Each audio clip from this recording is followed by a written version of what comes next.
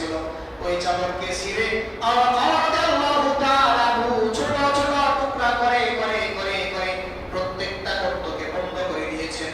গুহার ভিতরে আর কোনো গর্ত বাকি নাই, প্রত্যেকটা গর্ত বন্ধ করে দিয়েছেন।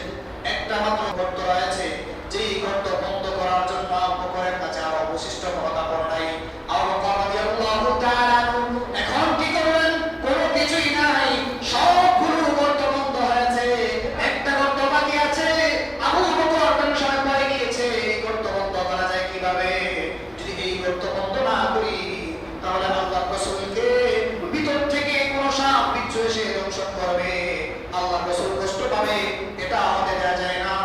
আবু বকর সাথে সাথে চিন্তা করলেন, আমি বসবো, আল্লাহর রাসূল সাল্লাল্লাহু আলাইহি ওয়াসাল্লাম আমার রানের উপরে তার মাথা মোবারক রাখবেন, রেখে বিশ্রাম নেবেন, আর আমি আবু বকর আমার পায়ের নিচ দিয়ে ওই গর্তের মধ্যে পা দিয়ে গর্তটা বন্ধ করে রাখবো, যাতে করে সেখান থেকে কোনো সাপ বিচ্ছু এসে রাসূলকে দংশন করতে না পারে। সুবহানাল্লাহ। কেমন ছিল সাহাবায়ে কেরাম, কেমন ছিল? আসহাবিকান নুজুম বিআইয়ি ইকতাদাইতুম ইহতাদাইতুম, আমার সাহাবায়ে কেরাম তারাতারি তুল্য, যাকে অনুসরণ করবা হেদায়েত পেয়ে যাইবা, সফলকাম হইবা। অথচ আজকে সাহাবায়ে কেরামদেরকে সত্যের মাপকাঠি বলা হয় না। সাহাবায়ে কেরামদেরকে যদি সত্যের মাপকাঠি মানতে বলা হয়, কত ধরনের প্রশ্ন উত্থাপন করা হয়। এরা নিশ্চয়ই মুনাফিক, নিশ্চয়ই মুনাফিক, এদের মতো মুনাফিক পৃথিবীর জমিনে আর কেউ থাকতে পারে না, পারে না, পারে না, ঠিক কিনা? সাহাবায়ে কেরামদেরকে প্রশ্ন সম্মুখীন করা হয়, তারা মুনাফিক ছাড়া কিছুই না। অথচ সাহাবায়ে কেরাম কেমন ছিল? আবু বকর রাদিয়াল্লাহু তাআলা গর্তের মধ্যে পা দিয়ে গর্ত বন্ধ করে রেখেছেন। আল্লাহর রাসূল সাল্লাল্লাহু আলাইহি ওয়াসাল্লামকে ডাকলেন, ইয়া রাসূলুল্লাহ, ইয়া হাবিবাল্লাহ, ভিতরে প্রবেশ করুন। রাসূলুল্লাহ সাল্লাল্লাহু আলাইহি ওয়াসাল্লাম ভিতরে প্রবেশ করলেন। ভিতরে প্রবেশ করার পর আবু বকর রাদিয়াল্লাহু তাআলা আনহু বলল, ইয়া রাসূলুল্লাহ, ইয়া হাবিবাল্লাহ, আমি বসছি, আপনি আমার বানের উপরে মাথা দিয়ে একটু বিশ্রাম গ্রহণ করুন।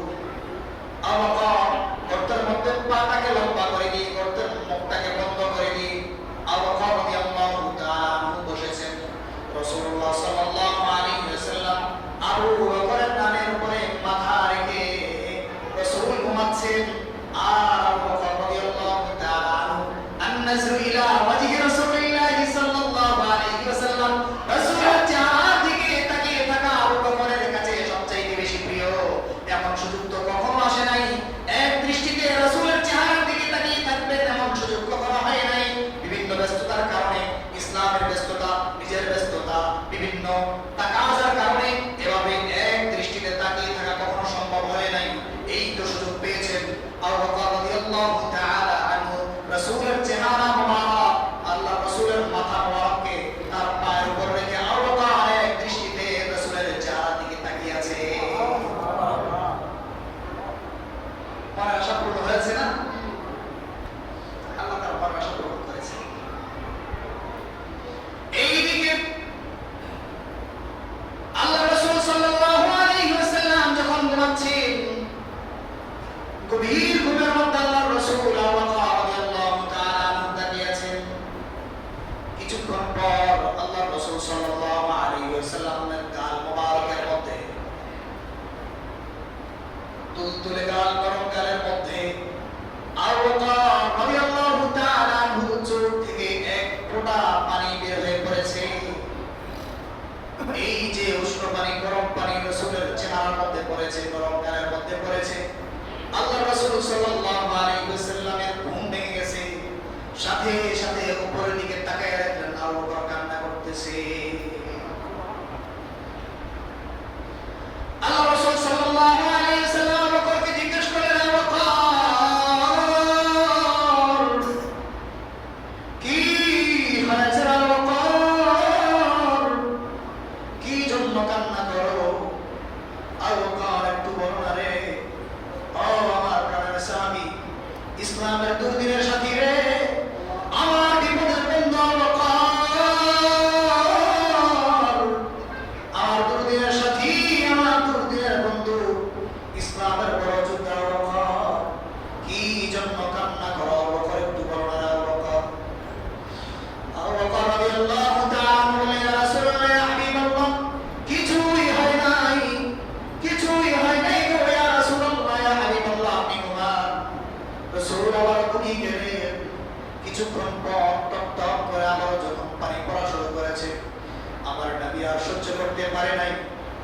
দিয়ে উঠে বসে গেছেন।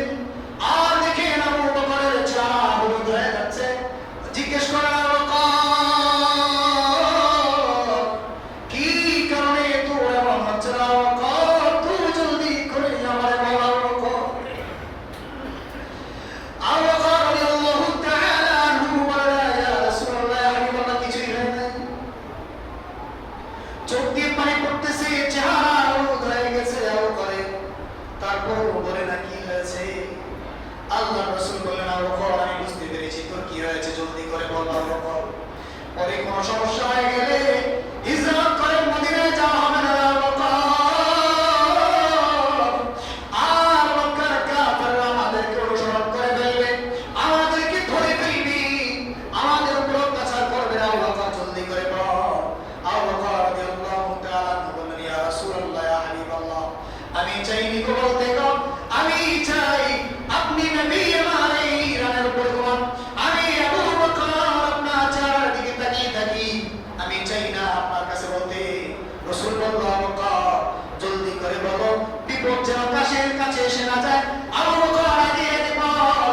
আবু বকর এগিয়ে বলে, ইয়া রাসূলুল্লাহ, ইয়া হাবিবাল্লাহ, ওই যে গর্তগুলো আমি বন্ধ করে দিয়েছি, একটা গর্ত বাকি ছিল, যেই গর্তটা বন্ধ করার মতো আমার কাছে আর কোনো চাদরের টুকরা ছিল না, আর কোনো কাপড় ছিল না। ইয়া রাসূলুল্লাহ, আমি চিন্তা করলাম ওই গর্ত থেকে কোনো সাপ বিচ্ছু এসে আপনাকে কাপড় দিলে আপনার কষ্ট হবে, এই জন্য আমি ওই গর্তের মধ্যে পা দিয়ে বসে রয়েছি।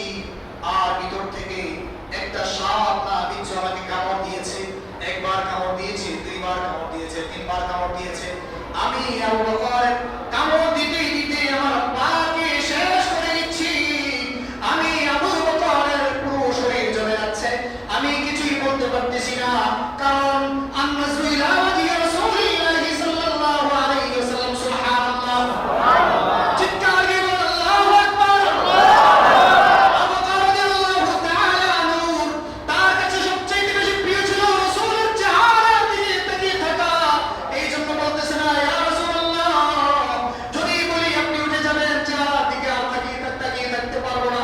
এই জন্য বলি না, পাকামড় দিতে দিতে দংশন করতে করতে আমার পাকে জমিয়ে দিয়েছে, আমার পুরো শরীর জমে গিয়েছে। ইয়া রাসূলুল্লাহ, ইয়া হাবিবাল্লাহ, আল্লাহ রাসূল সাল্লাল্লাহু আলাইহি ওয়াসাল্লাম বললেন, আবু বকর, এটা কোন কাজ করেছি? আবু বকর রে, আমার গালের মধ্যে যদি তোর এই পানি না পড়তো, চোখের পানি না পড়তো, তোর তো বড় ক্ষতি হয়ে যেত। তখন আমরা হিজরত করতে পারতাম না, তোর বড় ক্ষতি হয়ে যেত। আমি নবী তোর মতো বন্ধু হারাইতাম রে। ওরে আবু বকর, তোর মতো আর দুনিয়াতে আমার আর কোনো বন্ধু নাই। আবু বকর, তোর যদি কোনো ক্ষতি হয়ে যাইতো না আবু বকর, ইসলামের জন্য শুধু কুরবান তুই করেছিস আবু বকর।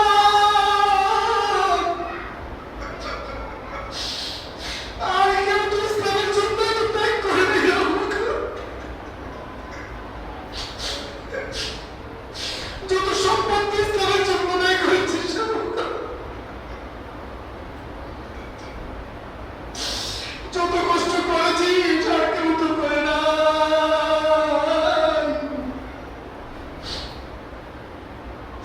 তোর মতো সাথী যদি আমি হারায় ফেলি, এমন সাথী আর জীবনে কোনোদিন খুঁজে পাবো না। তুই কেন আগে বলিস নাই রে আবু বকর?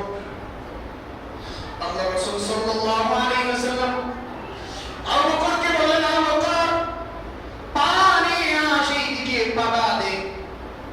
রাসূলুল্লাহ সাল্লাল্লাহু আলাইহি ওয়াসাল্লাম ডালা মুবারক নিয়ে আবু বকরের পায়ের মধ্যে লাগিয়ে দিয়েছে, সাথে সাথে বিষ নেমে গিয়েছে। আবু বকর রাদিয়াল্লাহু তাআলা পরিপূর্ণ সুস্থ হয়ে গিয়েছেন। সুবহানাল্লাহ। আল্লাহ পাক রব্বুল আলামিন আমাদের সকলকে আবু বকরের মতো ঈমানদার হওয়ার তৌফিক দান করুন। আমিন। ইসলামের জন্য নিজেকে কতটা বিসর্জন দিয়েছেন। আবু বকর পা সরানোর পর ভিতর থেকে একটা সাপ বের হয়েছে, বিশাল আকৃতির।